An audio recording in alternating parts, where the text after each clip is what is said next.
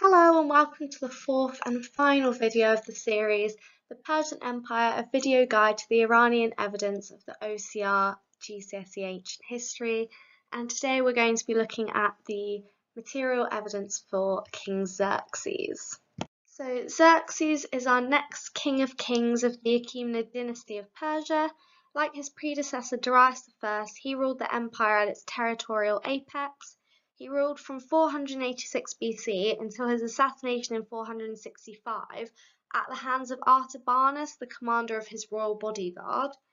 He's most notable in Western history for his failed invasion of Greece in 480 BC. His forces had temporarily overrun mainland Greece north of Corinth, but until the losses of Salamis and Plataea a year later. So unfortunately, compared to the previous kings that I've looked at in my videos, there is a limited amount of Iranian evidence for Xerxes, so I'll be trying my best. I'm going to be focusing on how he tried to live up to his father's legacy through his building projects, especially those that he completed in Persepolis.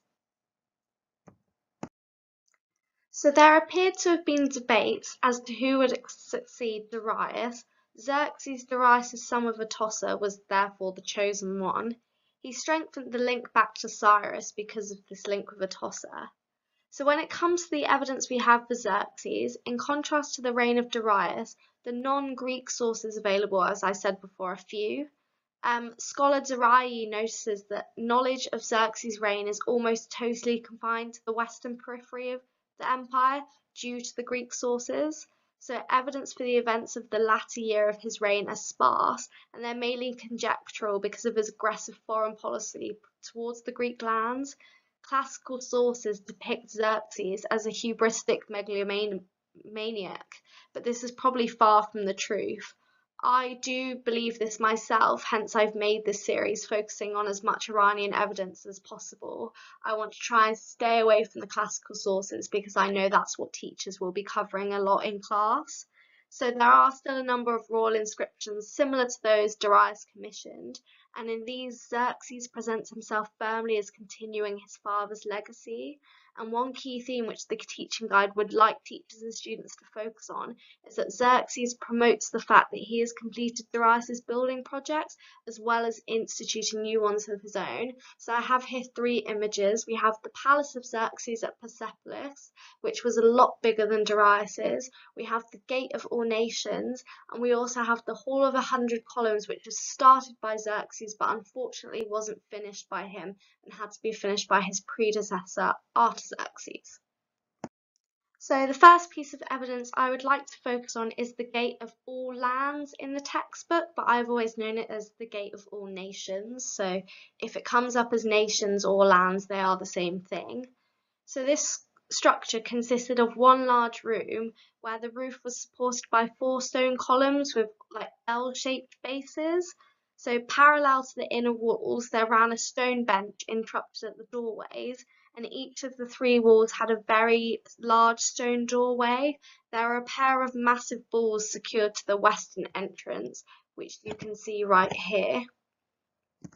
And they were called lamassu, and these are large balls with the heads of bearded men, and they stood at the eastern doorway. These bullmen originate from Babylon and Assyria, but the Persians adopted them into their iconography. The general idea behind these mythological creatures being that they ward off evil, so this can then explain why Xerxes built them to stand at his gate. They act as symbolic guardians. And then the doorway on the south opening towards the Apadana was the widest of the 3. They found pivoting devices around the inner corners of all the doors, and this indicates that they must have been 2-leaved and very large. And all these details show what a grand building project this was. You can see in this picture here, these columns were huge. You can apply this to any questions that may come up asking about the personalities and aspirations of the kings. Clearly from these projects, Xerxes was ambitious and he strived to live up to the legacy of his father Darius before him. Darius started Persepolis and Xerxes is trying to add to it in a very grand manner. So engraved above each of the 4 colossi in a triangular inscription attesting to Xerxes having built and fulfilled the gate, it reads, Xerxes the king says, "For the favor of Ahura Mazda, I built this gate of all lands. Much other construction was built within this city of Parsa, which I built and which my father built.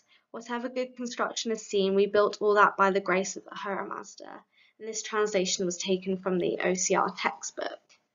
As with the other royal inscriptions of Darius before him, Xerxes is presented as following the wishes of Ahura Mazda. It was his divine right to build the gate, and moreover such inscriptions have not just been found in Persian royal cities, but one has even been found at Lake Van in eastern Turkey, where Xerxes presents himself as being divinely appointed and supported by Ahura Mazda and as an Achaemenid.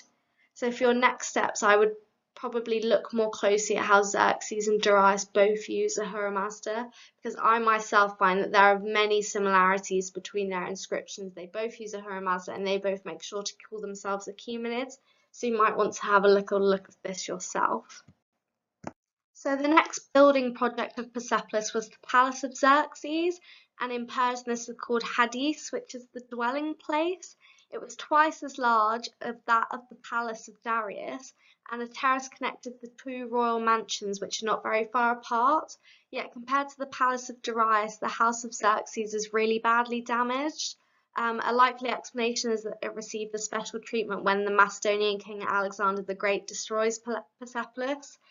His soldiers were especially interested in the palace of the man who had once sacked Athens. So I'm going to draw your attention here to a damaged Xerxes. So the relief on the second photo shows the great king leaving the palace, and it's an example of the destruction. The damages from the right are partially due to natural causes, and they're fairly recent, but the face has been destroyed with a hammer, and someone must have made a great effort to create a hole near the king's ear. It was probably meant for a piece of cork, which would have been wetted with vinegar, and when heated, this cork would dilate and would ultimately blow the stone to pieces, which was a common practice in ancient stone quarries. For one reason or another, the cork and vinegar were never used, and this relief survived. So it shows Xerxes as very grand. He has the very big beard of an Achaemenid king, and he wears those kingship robes. He looks very similar to pictures of Darius before him. The main room of Xerxes' palace had 36 columns and was surrounded by 6 smaller rooms, 3 to the east and 3 to the west. You can get an idea of the smaller rooms in these bits sort of here. To the north was a portico facing the Apadana, and later King Artaxerxes III constructed a palace between these two buildings. The decoration on the northern portico was more or less identical to the Palace of Darius. For example, there are reliefs of the king's leaving his mansion, which we've just seen, and he is attended by people carrying a parasol and a fan. So the king leaving the palace was a common motif, and it had an inscription with it. This was known as the XPE, and it's written in Old Persian, Elamite, and Babylonian. It says, "Xerxes, the great king, the king of kings, the son of King Darius and Achaemenid." So again, he is still emphasizing that he is the son of Darius the Great. He deserves to rule, and he is an Achaemenid. And there are almost similar inscriptions which mention Xerxes' father Darius. According to the inscription known as A1PA, the palace was completed by Artaxerxes, but these inscriptions are interesting because Xerxes is still stressing his connection to Darius. He feels that he uses these words for dominance and authority. So these images here show inscriptions and reliefs from the stairs from the Palace of Darius to the interconnecting terrace where Artaxerxes would build his palace. So the central part of these stairs show Ahura Mazda flanked by 2 sphinxes. I think it's really interesting because if you look at it, it's almost identical to the image of Ahura Mazda that features on Darius's Byzantine inscription. So again, you can see that heavy influence of Darius on Xerxes' own iconography and his own personal building projects. Underneath this, there's an inscription and several soldiers, which are known as the Immortals. The Immortals are significant because they were the soldiers Xerxes took into battle against Greece. A lot of the content that the OCR teaching guide wants you to cover is about Xerxes' campaigns in Greece, and I haven't said a lot about these because my choice is to focus on the Iranian evidence, and none of that's really covered. I think the Iranian evidence is really overlooked much of the time, whereas students and teachers, you will easily be able to read the campaign in Greece from the classical sources, and I would especially recommend Herodotus for that.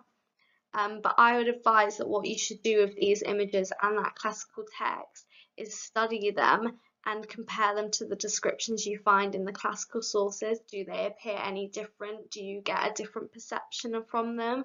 I imagine you probably would, because the classical sources tend to depict Persians as being quite barbaric, whereas the Persians themselves would obviously present themselves in a more civilized manner. So finally, we have my last bibliography of the series. So we've got the textbook as usual, and we've got the teaching guide as usual, and then we've got Livius. And just at the bottom here, we have Weisenhofer's Ancient Persia. Again, this is such a great overview for any of the evidence you need to look at. He was very interesting on his comparisons between Cyrus and Xerxes and all his themes on kingship. So I would definitely have a look into that if you have spare time. Thank you for listening to my series.